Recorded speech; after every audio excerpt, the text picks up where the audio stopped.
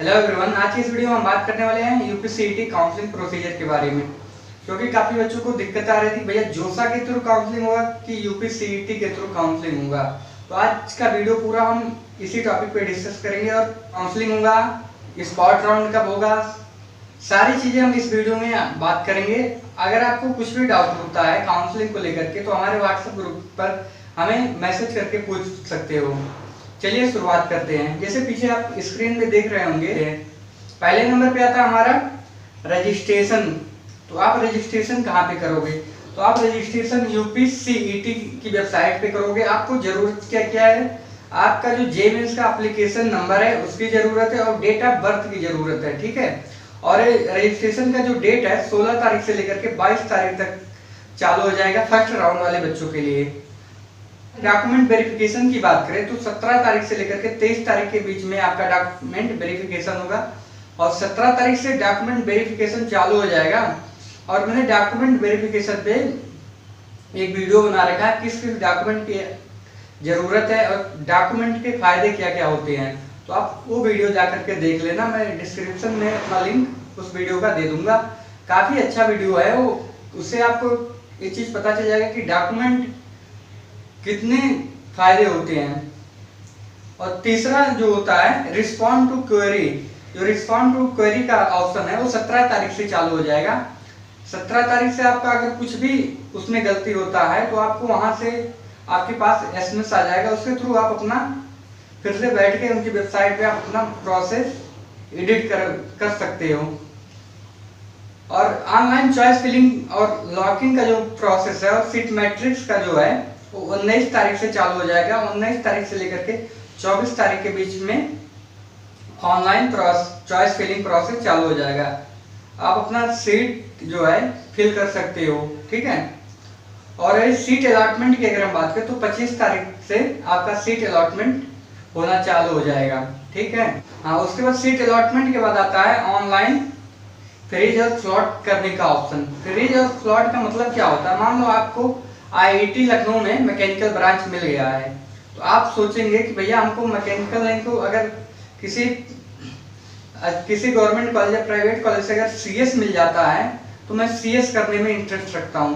तो आप वहां पर क्या करोगे? वहां पे आप स्लॉट कर दोगे। मान लो आपको वो कॉलेज नहीं चाहिए, आप दूसरे राउंड में बैठना चाह रहे हो, तो आप वहां पे स्लॉट का ऑप्शन करके आप दूसरे राउंड में बैठ सकते हो। अगर आप फ्रीज कर दिए तो आप उस राउंड में ही आपका वो कॉलेज लॉक हो जाएगा, आप दूसरे राउंड में नहीं जा सकते हो। तो फ्रीज और स्लॉट का ऑप्शन समझ में आ गया है। फ्रीज और स्लॉट का ऑप्शन यही होता है, ठीक है। और अब जब आप फ्रीज और स्लॉट का ऑप्शन कर देंगे तो आपको कुछ पैसों की जरूरत होती है दूसरे राउंड में जाने के लिए, ठीक है। मतलब मेरे कहने का क्या मतलब है, आपको जो कोई सीट मिला होगा तो आपको उस सीट के लिए कुछ पैसे देने होंगे। उसके बाद आप दूसरे राउंड में जा सकते हो। तो आपको कितना फीस देना होगा? 20,000 ओबीसी और जनरल कैटेगरी वाले बच्चों को देना होता है, 12,000 एससी एसटी वाले बच्चों को देना होता है। तो फिर जो पेमेंट का इन्होंने डेट बताया है वो 26 तारीख से लेकर के 28 तारीख के बीच में आपको पेमेंट जमा करना होगा, ठीक है। वही अगर हम दूसरे राउंड पे आ जाए, जिन बच्चों को पहले राउंड में कॉलेज नहीं मिला होगा या तो उनका मनपसंद कॉलेज नहीं मिला होगा या मनचाहा कॉलेज नहीं मिला होगा, तो वो बच्चे दूसरे राउंड में आएंगे। तो उनको क्या करना होगा, या जो बच्चे फर्स्ट राउंड में काउंसलिंग के लिए नहीं बैठ पाए हैं तो उनका भी सेम प्रोसीजर होगा, लेकिन हम डेट बताते चलते हैं। जो उनका रजिस्ट्रेशन का प्रोसेस है वो 29 तारीख से लेकर के 1 तारीख तक ले उनका रजिस्ट्रेशन प्रोसेस चलेगा। फिर वही डॉक्यूमेंट वेरिफिकेशन उनका 30 तारीख से लेकर के 2 तारीख के बीच में होगा। फिर आएगा उनका रिस्पॉन्ड क्वेरी का जो डेट है 30 से लेकर के 3 तारीख के बीच में। उनका कोई भी चीज अगर उनका मिस्टेक होगा तो वहां से आपके पास मैसेज आ जाएगा और आप वहां से अपना फिर जाके सही करा सकते हो। फिर इनका जो डॉक्यूमेंट वेरिफिकेशन का डेट है वो 30 तारीख से लेकर के 3 तारीख के बीच में इनका डॉक्यूमेंट वेरिफिकेशन होके आ जाएगा। और फिर इनका भी जो ऑनलाइन चॉइस फिलिंग और लॉगिंग का प्रोसेस है और 30 से लेकर के 4 तारीख के बीच में आप चॉइस फिलिंग लॉगिंग कर सकते हो। और सीट अलॉटमेंट की बात करें तो 5 तारीख तक आपका सीट अलॉटमेंट हो जाएगा। और फिर आपका जो अगला प्रोसेस आता है फ्रीज और स्लॉट करने का। फ्रीज और स्लॉट करने का ऑप्शन मैंने अभी आगे बताया फ्रीज और स्लॉट होता क्या। तो इनका जो डेट है 6 तारीख से लेकर के 7 तारीख के बीच में आपको फ्रीज और स्लॉट का ऑप्शन करना होगा। और पेमेंट का बात करें राउंड सेकंड वाले बच्चों के लिए, तो जिनका पेमेंट का डेट है 6 तारीख से लेकर के 7 तारीख के बीच में आपको पेमेंट जमा करना होगा। अगर आपको अच्छा कॉलेज नहीं मिला, मन चाहा ब्रांच नहीं मिला, तो आपकी रैंक काफी अच्छी, आप सोच रहे हो कि भैया मुझे इससे तो NIT या ट्रिपल IIT मिल जा रहा है, तो क्या भैया हमारे जो 12,000 और 20,000 पैसे दिए क्या वो बेकार चले जाएंगे, विड्रॉ नहीं होगा? तो भाई ऐसा कुछ भी नहीं है। इन्होंने बताया कि आपके कुछ पैसे काट के रिफंड कर दिए जाएंगे। अगर आप दूसरे राउंड में अपना पैसा वापस लेना चाहते हो तो आपका जो फीस है वो रिफंड 15,000 होगा OBC वाले बच्चों का, और SC ST वालों का 9,000 रिफंड हो जाएगा। ठीक है, और रिफंड का जो डेट इन्होंने बताया 6 से 7 तारीख के बीच में आप अपना रिफंड वाला प्रोसेस कर लीजिएगा। और वही राउंड 3 वाले बच्चों के लिए जिनको ना राउंड 1 ना राउंड 2 में कॉलेज मिला है वो राउंड 3 में आ सकते हैं। और जिन बच्चों को राउंड 1 राउंड 2 में उनका मनपसंद कॉलेज या मनचाहा ब्रांच नहीं मिला है तो राउंड 3 में भी आ सकते हैं। ठीक है, उनका जो डेट है रजिस्ट्रेशन करने का वो 8 से लेकर के 11 के बीच में उनका रजिस्ट्रेशन प्रोसेस होगा। और डॉक्यूमेंट वेरिफिकेशन जो है 9 तारीख से लेकर के 12 तारीख तक उसका डॉक्यूमेंट वेरिफिकेशन होगा। और रिस्पॉन्ड टू क्वेरी जो है 9 तारीख से लेकर के 12 तारीख तक के लिए रिस्पॉन्ड टू क्वेरी चलेगा। और इनका जो डॉक्यूमेंट वेरिफिकेशन वाला डेट है 9 तारीख से लेकर के 12 तारीख के बीच में इनका डॉक्यूमेंट वेरिफिकेशन हो जाएगा। मैं फिर से एक बार बता रहा हूँ, आप अपना डॉक्यूमेंट यार भाई बनवा के रख लो, क्योंकि बहुत सारे फायदे होने वाले हैं। मैं वीडियो बना के रखा हूँ, उस पर जाके देख लो, क्योंकि उस वीडियो में 9 से 10 मिनट का वीडियो है। इंटू 2 की स्पीड में देखोगे तो 4 से 5 मिनट लगेगा, और अगर मैं उसको बताने की कोशिश करूँ तो वीडियो काफी लंबा हो जाएगा। तो चलिए अगले प्रोसेस पे अगर हम बात करते हैं, फिर ऑनलाइन चॉइस लॉकिंग का ऑप्शन आता है। 9 तारीख से लेकर के 13 तारीख के बीच में आप अपना ऑनलाइन चॉइस लॉकिंग कर सकते हो। और सीट अलॉटमेंट की बात करें तो 14 तारीख तक आपको सीट अलॉटमेंट हो जाएगा। और वही फ्रीज और फिर फ्लॉट करने का ऑप्शन जो है 15 तारीख से लेकर 17 तारीख तक ले आप फ्रीज और फ्लॉट का ऑप्शन कर सकते हो। और फिर अगर आपको तीसरे राउंड में भी लगता है कि हमें अच्छा कॉलेज नहीं मिला, अच्छा ब्रांच नहीं मिला, तो हम अपना भैया हम पैसा क्या हमें कुछ मिलेगा, हाँ फिर से आपका जो है 5,000 काट करके आपको फिर से जो पैसे बचेंगे आपको दे दिए जाएंगे। एक चीज आप ध्यान रखिएगा, हर राउंड में आपके 5,000 रुपये कट रहे हैं जनरल OBC वाले बच्चों का, और SC ST वाले बच्चों का 3,000 रुपये कट रहे हैं।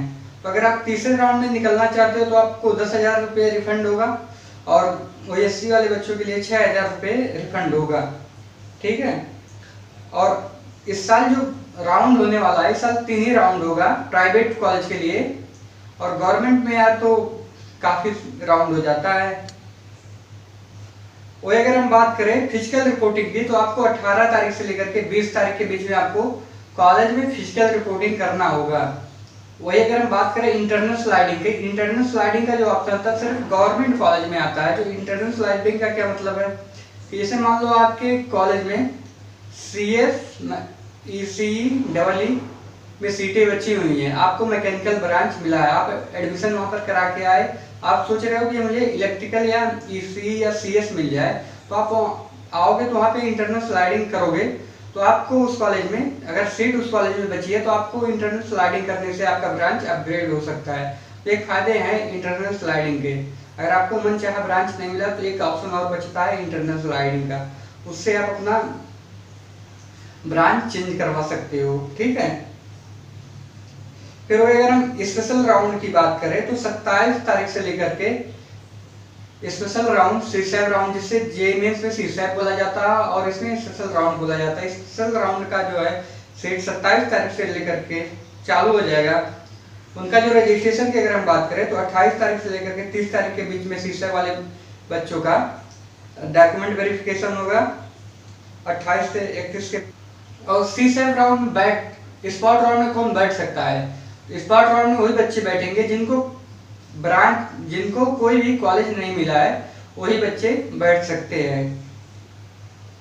तो अगर हम डॉक्यूमेंट वेरिफिकेशन की बात करें तो 28 तारीख से लेकर के 31 तारीख के बीच में डॉक्यूमेंट वेरिफिकेशन होगा। और ऑनलाइन चॉइस फिलिंग की बात करें, लॉकिंग की बात करें तो 28 तारीख से लेकर के 1 तारीख तक आप अपना ऑनलाइन चॉइस फिलिंग कर सकते हो। लेकिन हाँ, आपको 20,000 रुपये यहाँ पर भी पेमेंट करने पड़ेंगे। वही अगर सीट अलॉटमेंट की बात करें तो 2 तारीख तक आपको सीट अलॉटमेंट हो जाएगा। वही अगर हम डॉक्यूमेंट, और फिर अगला राउंड आता है स्पॉट राउंड का। जो बच्चे स्पॉट राउंड के फर्स्ट राउंड में जिनको कॉलेज नहीं मिला है वो सेकंड राउंड में आ सकते हैं। उनका जो डॉक्यूमेंट वेरिफिकेशन का डेट है वो 3 तारीख से लेकर के 8 तारीख के बीच में है। ठीक है, उनका जो डॉक्यूमेंट वेरिफिकेशन होगा 4 तारीख से 8 तारीख के बीच में उनका डॉक्यूमेंट वेरिफिकेशन होगा। और ऑनलाइन चॉइस फिलिंग का 4 तारीख से लेकर के 9 तारीख के बीच में आप ऑनलाइन चॉइस फिलिंग कर सकते हो। ऑनलाइन चॉइस फिलिंग करते वक्त आपको 20,000 रुपये जमा करने पड़ेंगे। और सीट अलॉटमेंट आपको 10 से 11 तारीख के बीच में 10 तारीख तक सीट अलॉटमेंट हो जाएगा। फिर आपको 11 तारीख तक आपको उस कॉलेज में जाके आपको एडमिशन कराना होगा, फिजिकल रिपोर्टिंग करना पड़ेगा। ठीक है, अगर सारी चीजें आपको मैंने बता दिया विस्तार से। अगर कुछ भी डाउट होता है तो आप हमें कमेंट करके जरूर बताएं।